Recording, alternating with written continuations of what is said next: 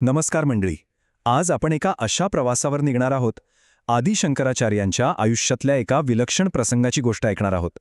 ही गोष्ट केवळ बुद्धीची नाही, तर ज्ञानाची खरी कसोटी कुठे लागते हे दाखवणारी आहे. तर आपल्या ह्या कथेचे नायक आहेत साक्षात आदि शंकराचार्य. त्यांनी एक प्रचंड मोठी मोहीम हाती घेतली होती, ज्याला दिग्विजय असं म्हणतात.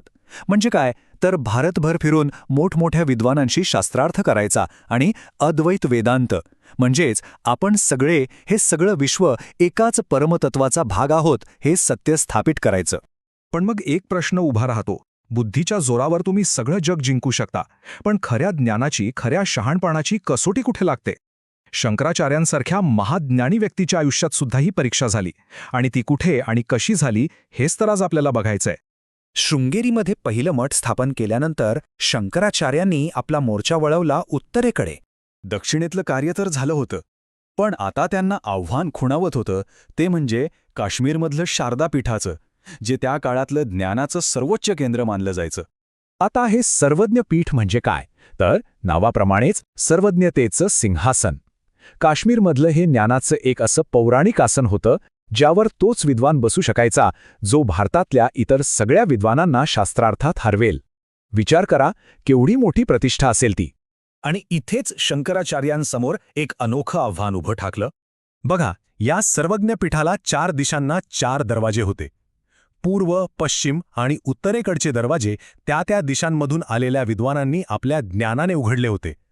पण दक्षिणेकडचा दरवाजा मात्र आजतागायत बंद होता, कारण दक्षिणेतून आलेला एकही विद्वान आपलं श्रेष्ठत्व सिद्ध करू शकला नव्हता.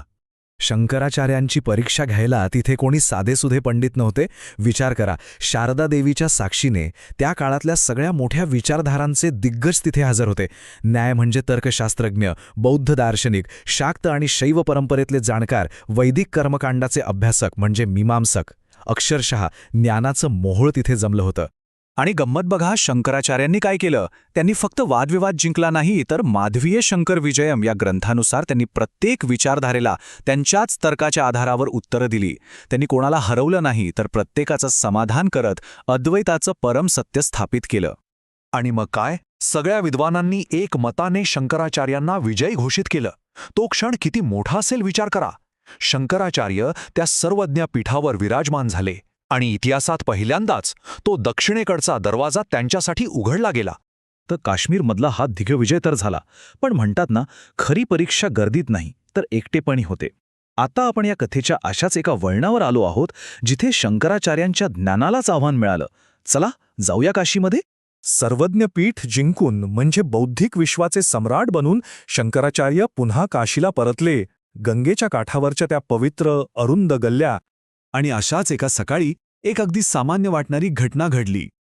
शंकराचार्य गंगेत स्नान करून आपल्या शिष्यांसोबत निघाले होते, आणि समोरून एक चांडाळ म्हणजे त्या काळात अस्पृश्य मानली जाणारी व्यक्ती आपल्या 4 कुत्र्यांसोबत येताना दिसली. आता त्या काळातल्या प्रथेनुसार शंकराचार्यांनी त्या व्यक्तीला म्हटलं, दूर हो, बाजूला हो. हे त्यांच्या मनातल्या भेदभावामुळे नव्हतं, तर त्या काळातली ती एक सामाजिक रीत होती, एक रिवाज होता. पण त्या व्यक्तीने दिलेलं उत्तर, त्या एका उत्तराने शंकराचार्यांच्या आतपर्यंत सगळं काही हादरून टाकलं. तो माणूस थांबला आणि अगदी शांतपणे त्याने विचारलं, महाराज, तुम्ही कोणाला बाजूला व्हायला सांगताय? अन्नाने बनलेल्या माझ्या या शरीराला? पण शरीर तर तुमचं आणि माझं दोघांचंही सारखंच आहे. की माझ्या आतल्या आत्म्याला? पण आत्मा तर एकच आहे, तो अविभाज्य आहे, तोच तुमच्यात आहे, तोच माझ्यात आहे. मग हा भेद कशाला? तो एक क्षण, आणि शंकराचार्यांना साक्षात्कार झाला. त्यांना क्षणात कळून चुकलं की हा कोणी सामान्य माणूस नाही, हे तर साक्षात भगवान शिवच आहेत, जे आपल्या अद्वैत ज्ञानाची परीक्षा घ्यायला आले आहेत. जे ज्ञान मी ग्रंथांमध्ये वाचलं, ज्यावर मी शास्त्रार्थ जिंकले, ते ज्ञान प्रत्यक्ष आचरणात आणण्याची हीच ती वेळ होती. पुस्तकी ज्ञान आणि अनुभव सिद्ध शहाणपण यातला फरक त्यांना त्या एका क्षणात दिसला. समोर उभे असलेले साक्षात कैलासपती शंकर आहेत हे कळताच शंकराचार्यांनी क्षणाचाही विचार न करता त्या चांडाळ विषातील गुरुसमोर साष्टांग दंडवत घातला. आणि याच दिव्य भेटीतून एका अजरामर रचनेचा जन्म झाला, मनीषा पंचकम. मनीषा म्हणजे काय, तर माझा दृढ निश्चय, माझी पक्की खात्री. शंकराचार्यांनी या 5 श्लोकांमधून अद्वैत वेदांताचं सारच सांगून टाकलं. चला ऐकूया पहिला श्लोक. शंकराचार्य म्हणतात, जी चेतना, जी जाणीव आपल्याला जागं असताना, स्वप्नात आणि गाढ झोपेतही असते, जी ब्रह्मदेवापासून ते अगदी लहानशा मुंगीपर्यंत सगळ्यांमध्ये आहे, जी ह्या सगळ्या जगाची साक्षी आहे, तीच चेतना मी आहे.